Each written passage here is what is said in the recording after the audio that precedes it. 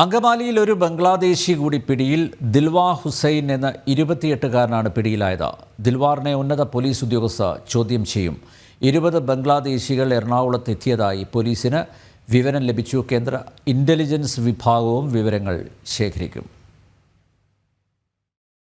കഴിഞ്ഞ ദിവസം പെരുമ്പാവൂരിൽ പിടിയിലായ ബംഗ്ലാദേശ് യുവതി തസ്ലീമയിൽ നിന്ന് ലഭിച്ച വിവരങ്ങളുടെ അടിസ്ഥാനത്തിൽ നടത്തിയ തിരച്ചിലിലാണ് ദിൽവാർ ഹുസൈനെ അങ്കമാലിയിൽ നിന്നും പിടികൂടിയത്. ദിൽവാറിൽ നിന്നും തസ്ലീമയിൽ നിന്നും ലഭിച്ച വിവരങ്ങൾ പ്രകാരം 20 ബംഗ്ലാദേശികൾ എറണാകുളത്ത് എത്തിയിട്ടുള്ളതായാണ് സൂചന. ഇവർക്കായുള്ള തിരച്ചിൽ ആലുവ റൂറൽ SP വൈഭവ് സക്സേനയുടെ നേതൃത്വത്തിൽ ആരംഭിച്ചിട്ടുണ്ട്.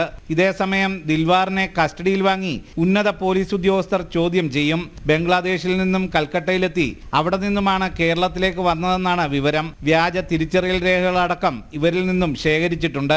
കേന്ദ്ര ഇന്റലിജൻസും റോയും സംഭവത്തിൽ വിശദാംശങ്ങൾ തേടി.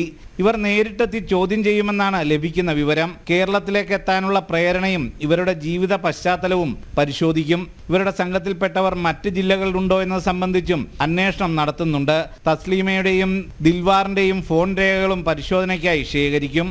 ജനം, കൊച്ചി.